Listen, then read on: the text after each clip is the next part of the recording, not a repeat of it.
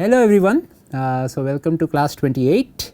So today we will look at again what we stopped from last class, where we left off at the last class, which is trying to look at symmetry property correlations. So we look at the underlying point group symmetry, and we see we were looking at second rank tensors last time, and we said if the underlying symmetry comes from a triclinic system or a monoclinic system, right. So the two-fold axis or the mirrors or 2 by m's or 1 and 1 bar, right. So we derived what the property tensor second rank, any second rank property tensor should be, right. So that incorporates these symmetry elements.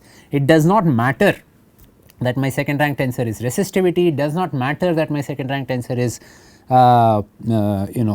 dielectric constant, it does not matter that my second rank tensor is something else completely different, mechanical in nature, right. So as long as it is a property and it is a second rank tensor, the symmetry dictates, so even something like thermal conductivity is a second rank tensor, right. So it relates strain to change in temperature, right.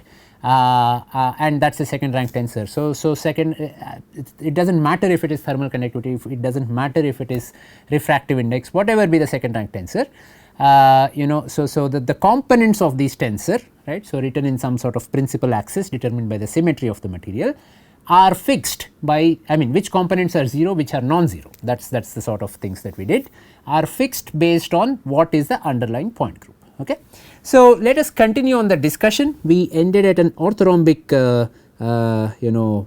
point groups. So we looked at 2 2 2. And we said if my material has 2 2 2 symmetry, that is two two-fold axis of symmetry at least, then of course a third two-fold axis of symmetry comes for free. If this is my underlying point group, in the last class we sort of ended by saying that any second rank tensor, we said epsilon for illustration, so will not have off diagonal elements, right, or sigma rho will not have any off diagonal elements, right. So if you are doing a Hall measurement, you do not need to worry here about the off diagonal elements coming from the material symmetry, right. So from orthorhombic and higher up. Okay. Now what is this higher up? So can we look at something like so let us go to a material that has a tetragonal crystal system, and let me pick one of the easier tetragonal point groups, which is 4 bar, right.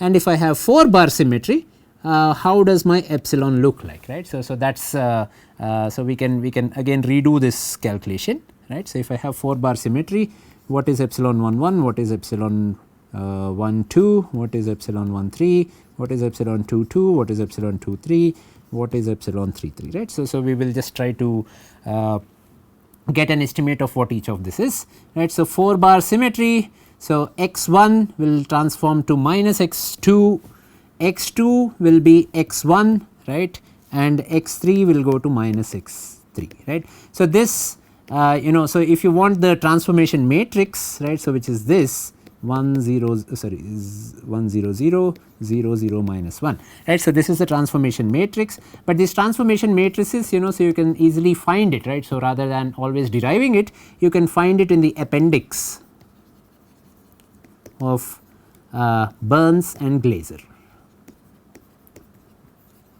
right. So one of the appendices have all the transformation matrices for various point symmetry operations. Okay. Okay. So and then this will transform like a vector x like a tensor xi xj. So I am going to look at the transformation of xi xj. So epsilon 1 1 should transform into my so 1 transforms to 2 minus 2 rather, so this should transform to epsilon 2 2, right. Epsilon 1 2 should transform to minus epsilon 1 2. Epsilon 1 3 should transform to so there is minus epsilon 2 3, right. Now epsilon 2 2 should just be epsilon 1 1, epsilon 2 3 should transform to again minus epsilon 1 3, because 2 is going to 1, but 3 is going to minus 3, right, and epsilon 3 3 will transform as epsilon 3 3, right. So minus 3 times minus 3, right. So, what do I have here? I have certain equations. So, epsilon 2 2 and epsilon 1 1 are the same, right. So, both of them give the same exact expression, whereas epsilon 1 2 equal to minus epsilon 1 2. So, that should be equal to 0. So, this exists, this does not exist. Epsilon 1 3 equal to epsilon 2 3, that is okay, but that is also equal to minus epsilon 1 3, right. So, if I combine this and this, right, so then I get the thing that this is actually 0, right, and epsilon 3 3 goes as epsilon 3 3. So, the only epsilon, I mean if I quickly write what epsilon is, I have epsilon 1 1, epsilon 1 1, epsilon 3 3, right, 0 0 0 0 0 0, okay. Simple tetragonal system just with one 4 bar symmetry, 4 bar axis of symmetry yields something like this, right. So, then I can have more complex point group operations such as 4 bar to m and so on and so forth. The epsilon does not change, epsilon sort of remains the same. Okay. So, this 4 2 and m are not adding any additional are not removing any additional second rank tensor elements. Okay. Now, all right. So, if I go to a property called refractive index, right. So, refractive index n, and I actually look at a material that has refractive index which is like this n 3 3, in optics, right. So, you call such materials with so which where if I send in light travels at different speeds if it if it is travelling along the direction 3 versus if it is travelling in plane versus out of plane, right. So, if I say that this is the third direction whereas this is the 1 and 2 directions, right. So, light travels in plane, light travels with a different speed, whereas out of plane light travels with a different speed, right. So, the refractive index tells me how fast the light is travelling, right. So, using the Snell's law. So, essentially these are what are called Birefringent materials, or in optics these materials are typically referred to as Birefringent materials, but any material with a lesser symmetry than tetragonal crystal structure will be Birefringent, because the n 1 1s, n 2 2s and n 3 3s all of them can be different, right. So, here I have so in traditionally what is called a Birefringent material, I have one extraordinary ray which passes along a certain axis with a different speed, and then there is an ordinary ray which passes through so which if it passes along the rest of the material, that passes at a different speed, right. So, that is a typical connotation of Birefringent material, but any material which is less symmetric than a tetragonal material, a tetragonal so with a crystal system which is tetragonal, that will also have different speeds in different directions. Okay. So, the connotation of optics, right, so says that if I say there is a Birefringent material, that means that material should have a symmetry which is at least tetragonal, right. So, 4 bar, you can actually show that even for 4 fold axis of symmetry the same thing occurs. Okay. Okay. All right. So, that is 4 bar, right. Now, we can go for also cubic materials, and you can actually show for yourself cubic systems that epsilon will just be epsilon 1 1, epsilon 1 1, epsilon 1 1, 0 0 0 0 0 0. So, in cubic systems it makes sense that I have only one dielectric constant which parameterizes the entire material.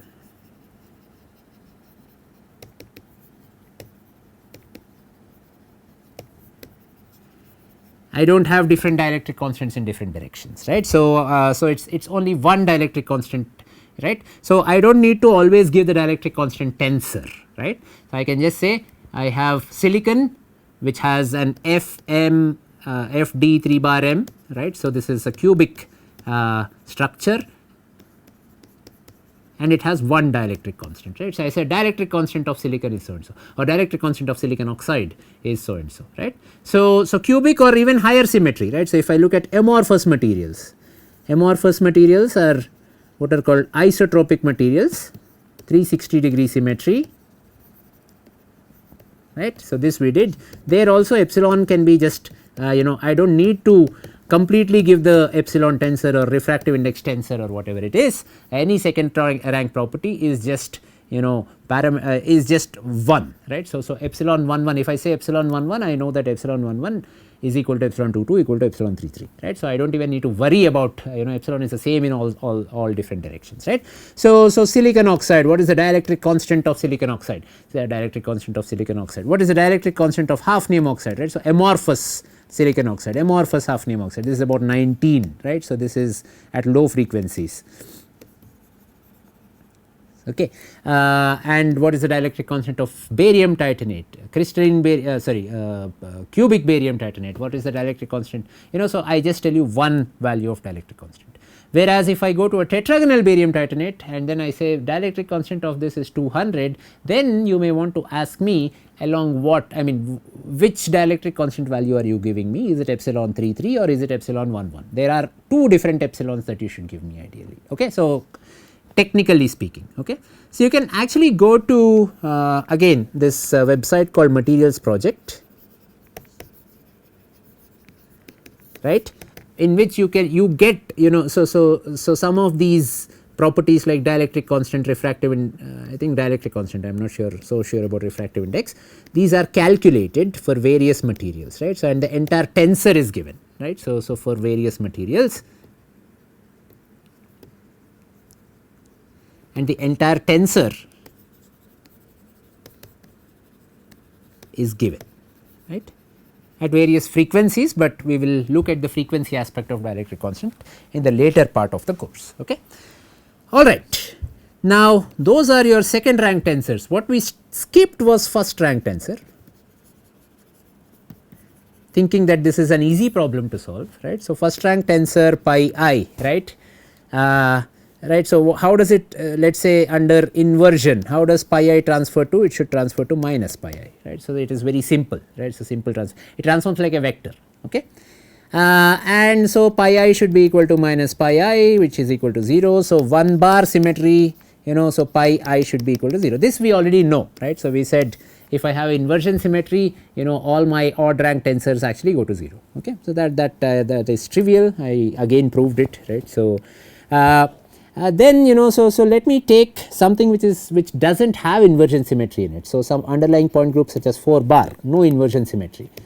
Now, if I have a 4 bar as the underlying point group with no inversion symmetry, we said 4 bar does this operation, x1 goes to minus x2, x2 goes to x1, whereas x3 goes to minus x3, right.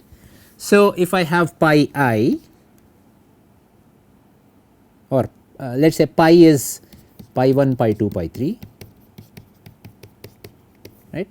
So, pi 1 would be the same as pi 2 or minus pi 2, right. This is easy to look, because this is just a first rank tensor, and pi 2 is equal to pi 1 minus pi 2, right, which is equal to minus pi 1 from second equation. So, this is first equation, this is this is first transformation from this is second transformation, right.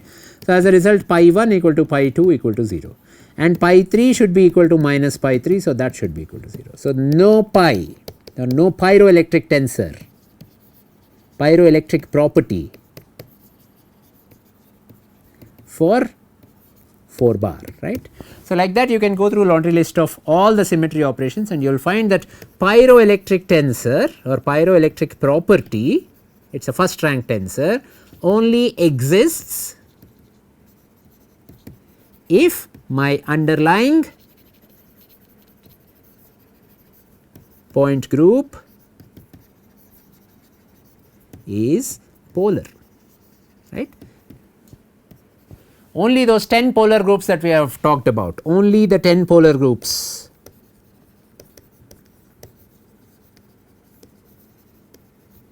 give pyroelectricity. I do not even need to know what pyroelectricity is, right. So, by this time I just know that pyroelectric tensor is a first rank tensor or it is a vector. So, it will just transform like a simple vector, and the only so if it is transforming like a simple vector, the only symmetry that can sustain this are point groups that are polar, right. So, if they are not polar, this vectorial property of a material should not exist, right. Now, just to recap, pyroelectric tensor is something that relates the change in temperature with generation in polarization. So, Pi equal to pi I times delta T, actually there will be a minus. Okay. So, this is the pyroelectric tensor. Okay. Okay. So, all this we have done earlier. As a result, the polar groups are also called pyroelectric point groups. Polar point groups are also called pyroelectric point groups. Okay. So, it is just I have one property which is a vector, that is the pyroelectric property, and that exists only for polar point groups. So, I can just interchange and then say that all pyroelectrics are polar, all polar materials are pyroelectric. So, I can just say polar point groups are also pyroelectric point groups, or polar materials are also pyroelectric materials, right. So, I can exchange them and use them. Okay. All right. So, now let us increase the complexity a bit. Let us go to third rank tensors. Right. What is our favorite third rank tensor? Dijk, which is the piezoelectric tensor, right. But it does not matter, right. So, I can also talk about a second harmonic, so that is called chi-ijk. This is a second harmonic generation tensor.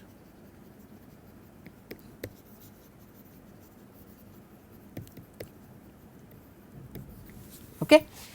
Now, of course, under inversion symmetry we have shown that if there is one bar, I do not have the third rank tensor Dijk equal to 0. Okay. So, let us not do one bar, let us go to slightly higher symmetry, two-fold axis of symmetry.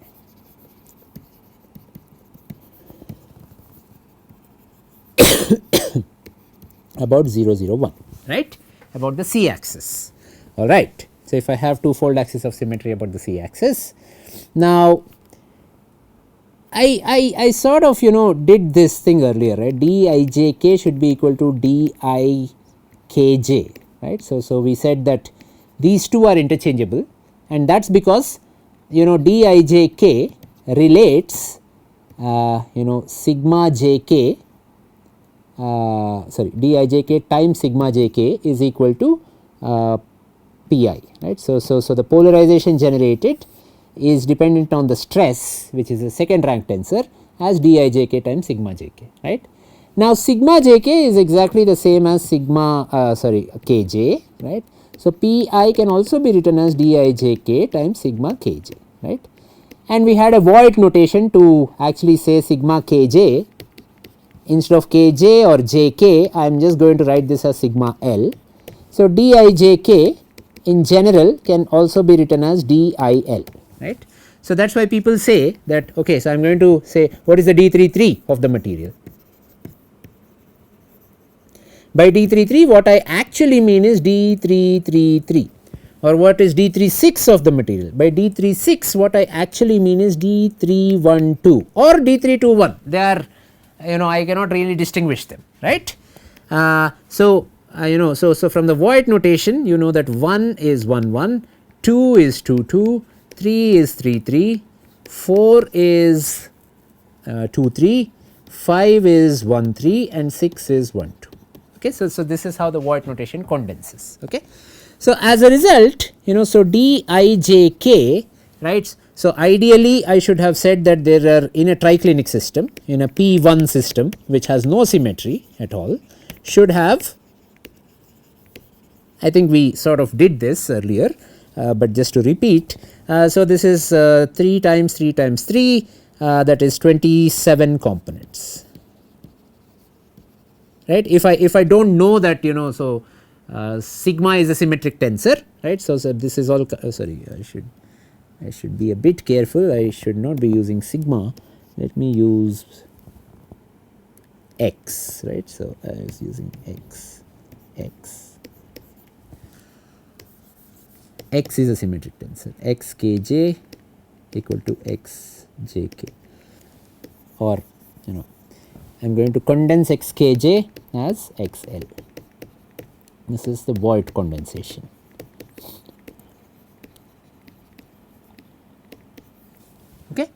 So dijk also gets condensed. It is supposed to have 27 components, but so jk and kj are the same, and that will give me 3 times in a P1 system. I do not have 27 components, but rather I have 3 times 6, which are 18 components. Okay. Now in this material with so where I want to see how much more can I condense, right. So if I have a two-fold symmetry, how many of these 18 elements will survive?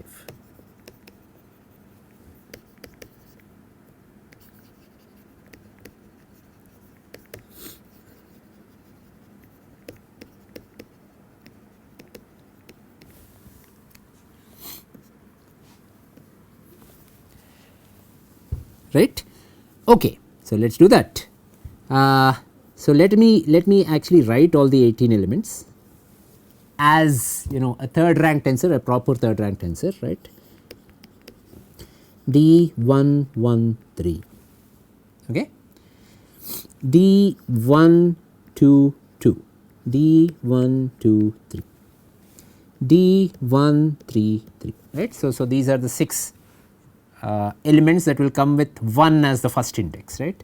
Now I am going to change the first index to 2, D211, D212, D213, D222, D223, D233, okay. And then I also have, maybe here I will write D311, D312, D313, D322, D323, D333, D311, D312, D313, D322, sorry, what am I writing? I am sorry, I just missed the mark somewhere. So that is enough really, right. So I have 6, 6 and 6, that is 18, right. Okay. So now let us see. So if I have two-fold axis of symmetry, or this is just called a dyad axis. So you will hear the nomenclature that this is dyad axis. Then x1 actually goes to minus x1, x2 goes to minus x2, and x3 remains as x3, right. Okay. So D111 will go to minus D111, right. So that should be 0, right. So if it is changing sign, that should be 0, right. D112 would go to also minus D112, so that should be 0. D113 will go to D113, right. So there is no special thing that the symmetry is doing to kill this element. So this will exist. D122 will go to minus D122, right. So you can see that if I have the index 3 about which so I will write it here. If I have Dijk where k equal to 3, right. No, let me put it this way. In the index ijk, if I have 1 3s or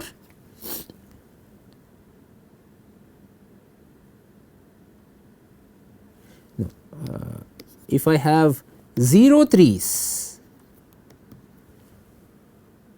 or 2 3s, right, those indices vanish, right. If I have 0 3s, that means I have all ijk's, right. So 0 3s means all ijk's will invert with transformation, right. So xi, xj, xk, where none of ijk is 3, will just go to minus xi, xj, xk, because this will go to minus xi, this will go to minus xj, this will go to minus xk, right. If I have 2 3s,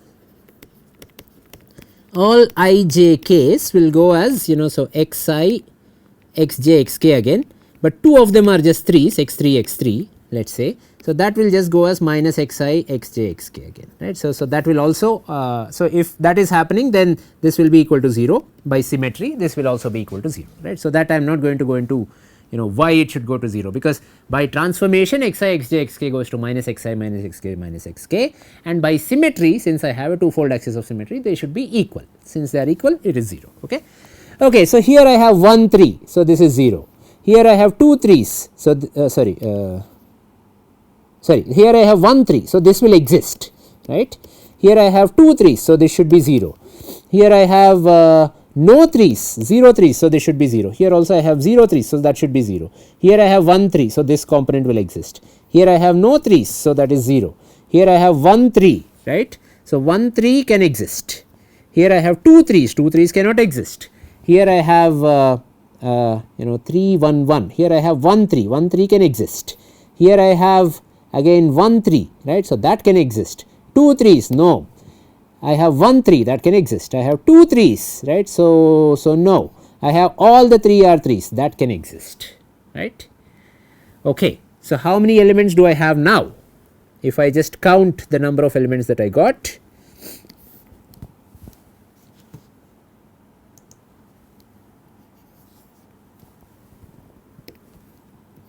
sorry,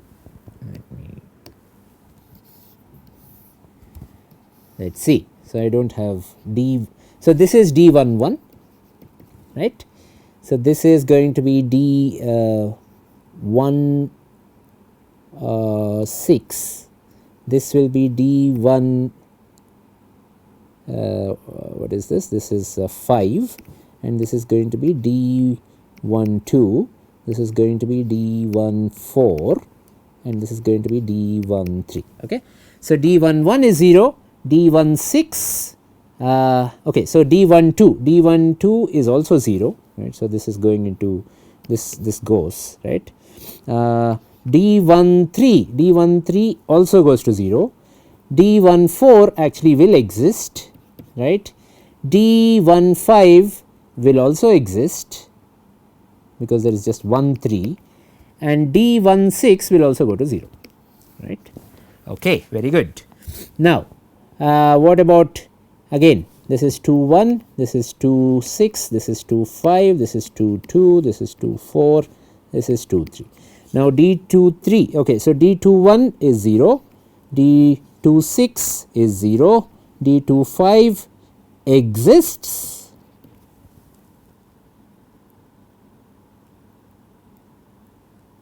right. 2 6 does not exist, okay. 2 5 exists, okay.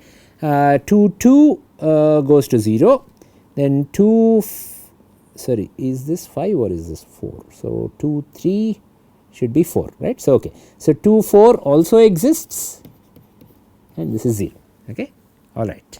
What about the last one? So, D 3 1 exists, right. This is 3 6, this is 3 5, this is 3 2, this is 3 4, this is 3 3. 3 4 does not exist, 3 3 exists, 3 3 2, where is 3 2? 3 2 exists, right, and 3 6 exists, 3 5 goes to 0, okay. So, this is going to be your so how many elements are there? 1 2 3 4 5 6 7 8, 18 came down to 8.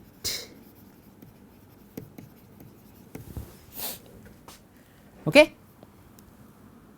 So, that is the magic of symmetry, right. So, I have 18 elements that came down to 8 elements just by having one two-fold axis of symmetry, right. Still I need to worry about 8 different tensorial elements. If a material is piezoelectric with P2 sort of symmetry, I still need to worry about, if I want to completely characterize the piezoelectric tensor of the material, I should still know 8 different elements. And what are those 8 different elements? We have it here 0 0 0, D 1 4, D 1 5, 0, 0, 0, 0, D24, D25, 0, D31, D32,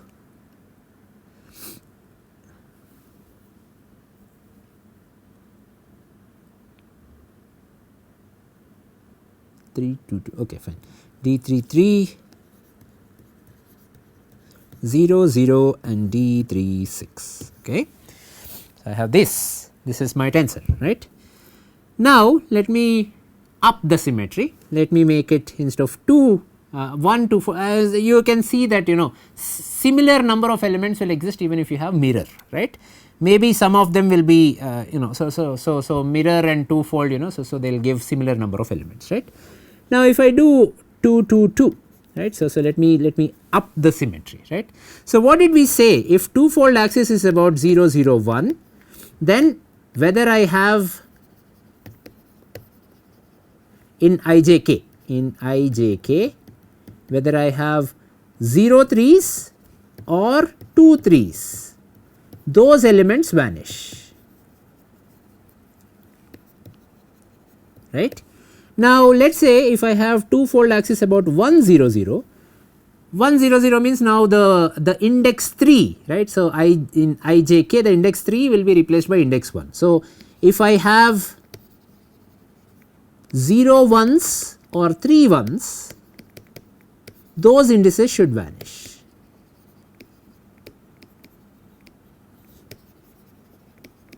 right. So, I take this tensor and I look at all those elements which have 0 1's or 3 1's and I am going to vanish them, right. So, so I have D14. So, how many 1's are there in D14? So, let us see. So, what are the non-zero elements here? D14, which means which is nothing but D1 2 3, right. I have 1 1 here, so that should be equal to 0, right. Then D15, that is D113, so that would exist, right. I have 2 1's. No, I am sorry. Why would D15 exist earlier? I made a mistake here, just 1 second. So, 1 5 is D113. Yeah, so I have 1 3, so that should exist, and 2 1's. Sorry, I am making a mistake now. So, I have either 0 1's or 2 1's, right. So, those elements should vanish, right, or 2 1's. So, I have only 1 1 here, so this element should exist, whereas D15 I have 2 1's, so this element should vanish, right. So, this is correct. What about D24? D24 I have D2 2 3, I have again 0 1's, so this should vanish. D25 I should have so I am operating the about 1 0 0 axis, right. So, this should have D2 again 1 3, right. Now, I have just 1 1, so this should exist, the other one is anyway 0. Then I look at D31, D31 has D311, I have 2 1's, so this should vanish. D32 has D322, I have 0 1's, so this should vanish, and D33 also has D333 that has 0 1's, so that should also vanish, right. So, the only remaining components are D14, D24, and you will also see that D36 will be there. If I write D36, that is the last one, I have D312, so I have 1 1, so this should exist, okay. So, if I have a 2 2 2 symmetry, 2 2 or 2 2 2, 2 diode axes, right. So, 2 diode axes perpendicular to each other, then Dijk will be 0 0 0, D14, D25, D36, right. So, I have only 3 components that I need to worry about in an orthorhombic system that is non-centrosymmetric, right. So, I have only, so from 18 I need to only worry about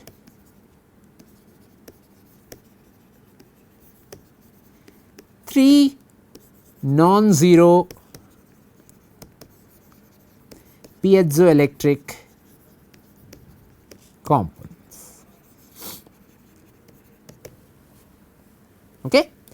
So, very interesting, right. So, from 18 I just need to worry about 3 components. Okay. So, I have you know, so because of symmetry I have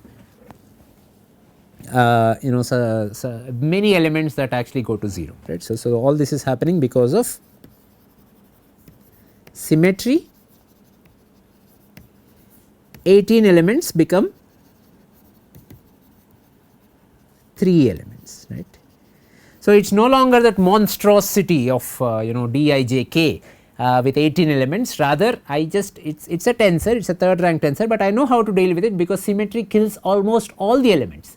It just tells me that you worry about measuring these 3 elements. If you completely want to know the piezoelectric properties of this material, you worry about just measuring these 3. Okay? So, the others you do not bother, right. So, that is what symmetry, that is how powerful symmetry is, right. So, you take this monstrosity of a tensor, right. So, we will go to 4th rank tensors later on, then you will see how much more simplification happens just because of having 1 or 2 nice symmetry operations, right. So, point symmetry operations. Okay. So, so that is 2 2 2, all right. Now, let us challenge ourselves probably and then let us try to do a 4 bar to m. Okay. So, m comes for free if I have both 4 bar and 2. So, I will just do a 4 bar axis, a 4 bar you know, point operation. This is the symmetry that I have. A dyad axis, which is the 2-fold axis, which automatically gives a mirror, and combination of those 2 will give a mirror. Okay. So, let us do that. Okay. So, let us you know, so what is 4 bar going to do? Since we did 4 bar, let us do 4 bar even to go to tetragonal systems. So, now I am going from orthorhombic, this is orthorhombic, to tetragonal systems, and tetragonal I am not even satisfied with just doing 4 bar, I want to do 4 bar to m. Okay.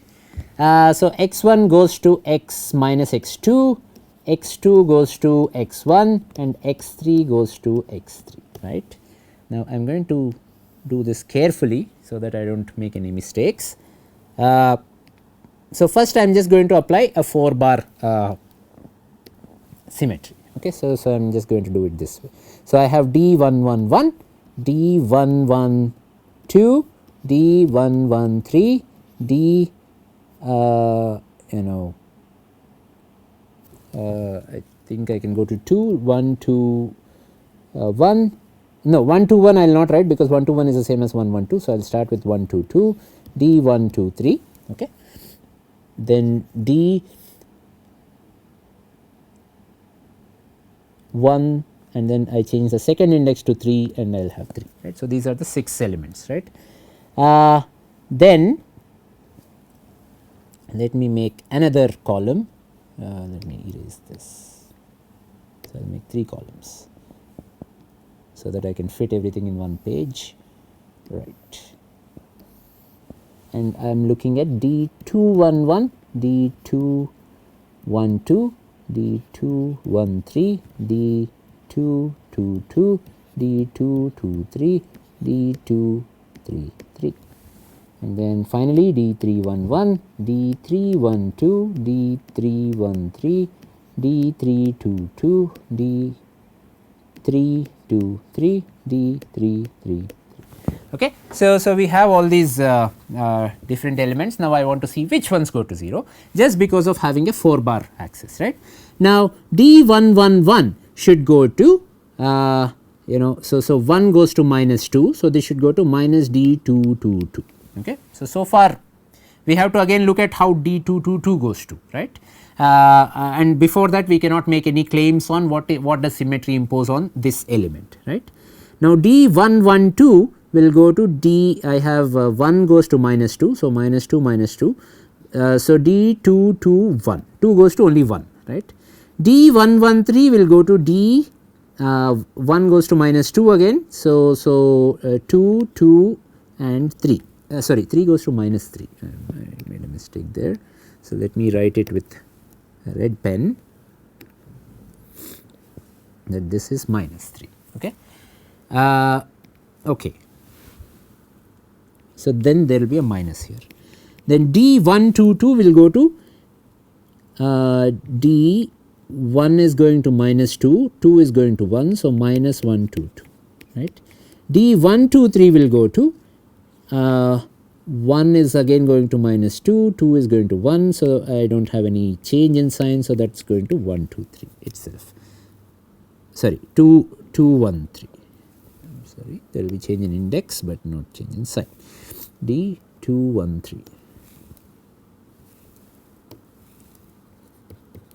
This is also 2 1 1, not 1 2 2.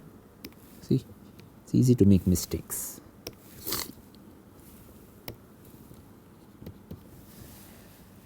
Okay, so I think the rest of them are okay. So, D 1 3 3 will go to D 2 3 3 ideally, and then we can put the sign now. So, 2 3s is minus minus, that is a positive sign, 1 goes to minus 2. So, I have a negative sign. Okay.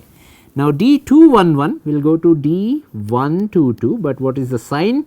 The sign is 2 goes to plus 1 and 1 goes to minus and minus. So, that is a plus, right. So, D 1 2 1 2 will go to D 1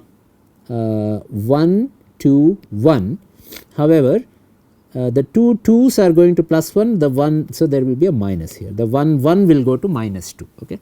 So, this will be D 1 2 3, but what is the sign? The sign is I have 2 negatives. So, that will be still positive.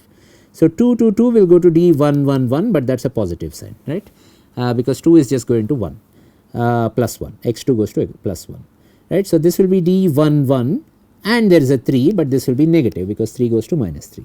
D 2 3 3 will go to D 2 sorry D 1 and 3 is going to minus 3. So, I have 3 and 3, but no change in sign. Okay. Okay. Now, D 3 1 1 is just going to D 3, that is okay, but 2 2 and then there is a minus. D 3 2 1, but so 3 2 1 is the same as 3 1 2, but is there a change in sign? 3 goes to minus 3, 1 goes to minus 2. So, there is no change in sign. Okay. 3 1 3 will go to D 3 2 3, but 1 goes to minus 2, 3 goes to minus 3 and 3 goes to minus 3. So, all the 3 will change sign. So, there should be a change in sign. 3 2 2 would go to this will go to 1 1, this will, so minus D 3 1 1, right. So, D 3 2 3 will go to D so minus 3 that is plus, and then 2 will go to 1. So, that is fine. So, there is no change in sign, and 3 3 3 will just go to minus D 3 3 3. Okay, wonderful. Now, all right, let us see which one will vanish. 1 1 1 is going to minus D 2 2 2, right, but minus D 2 2 2 is going to plus D 1 1 1. So, there is this element is not going to be there, right. So, so all these should be equal by symmetry, but it is so that means that this element cannot be present. 1 1 2 is going to 2 2 1, but if I see 2 2 1 or 2 1 2, these are the same, is actually going to minus so minus D 1 2 1, right. So, or minus D 1 1 2. So, this is again vanishing. So, D 1 1 2 you must realize is the same as D 1 2 1. So, whichever way I write it. 1 1 3 is going to minus D 2 2 3, but D 2 3 3 2 2 3 is going to minus D 1 1 3. So, there is no specific thing, right. So, these two are consistent, right. So, it does not need to be 0 for these two to be consistent. So, this one will exist, okay, but they are equal. D 1 1 3 will be equal to D minus D 2 2 3. 1 2 2 is going to 2 1 1 minus D 2 1 1, but if I see minus D 2 1 1, that is going to plus D 1 2 2. So, this is going to go away. 1 2 3 is going to 2 1 3, but if I see 2 1 3 is also going to 1 2 3. So, this is going to survive, there is nothing that will say this will not survive. 1 3 3 is going to minus D 2 3 3, and D 2 3 3 is actually going to plus D 1 3 3. So, this will vanish. Okay. All right. So, I have 1 2 3 4 components remaining, but some of them are equal to each other, right. So, I have further reduction. D31 is equal to minus D32, but if I see D32 that is equal to minus D31. So, this will be there, right. So, this is surviving, but these are equal. D312 is equal to D321, that is there, but if I see D321,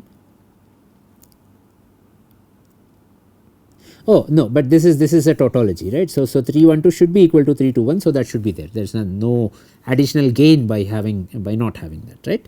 So, this is just, there is no additional constraint that symmetry imposes on this, right. Then D313 is equal to minus D323, but D323 is equal to plus D13. So, this is going to go, right. So, this does not exist, this is also not going to exist. Okay. So, that is the simplest thing. Okay. Now, let us write the complete D tensor, that D. Okay. 1 1 does not exist. So, this is 1 1 or I 1, I am just going to write it as that. So, let me extend this. This is I 1, this is I 6, this is I 5, I being the first index, this is I 2, this is okay. So, this is I 4 and this is I 3, right. Okay, what about 1 1, does it exist? 1 1 does not exist. What about 1 2, does it exist? That also does not exist. What about 1 3, does it exist? That also does not exist. What about 1 4, does it exist? 1 4 does exist. So, D14, I am just going to write it like that. What about 1 5, does it exist? 1 5 also exists, D15. Just going to. What about 1 6? 1 6 also does not exist, right. So, okay, that is good. Then what about 2 1? 2 1 does not exist. What about 2 6, or okay, so what about 2 2?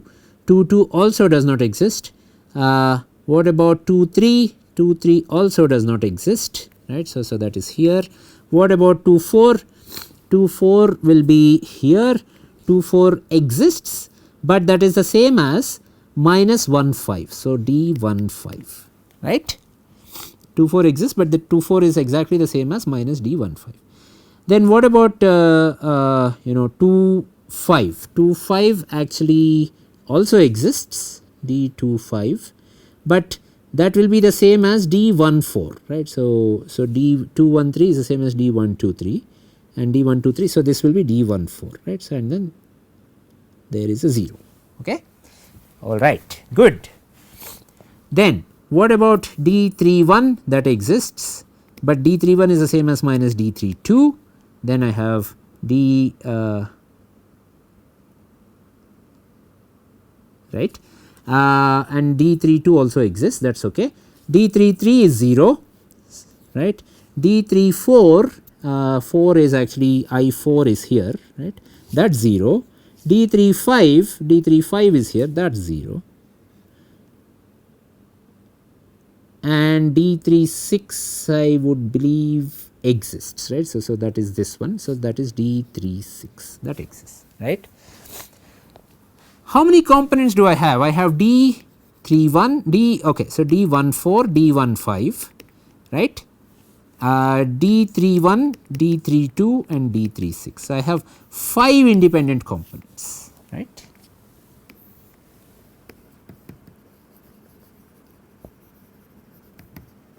Okay, let us start here in the next class, because it has been already quite a long time for this class.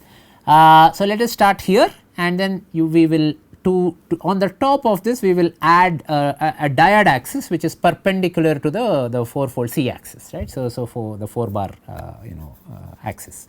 Okay. So, and then we will see how many more vanish, right. So, for now so the 18 have become 5, right, and then if it is 4 bar 2m, right, then how many more will vanish? That is the question that we are asking. Okay. So, let us meet in the next lecture. Okay. Thank you very much.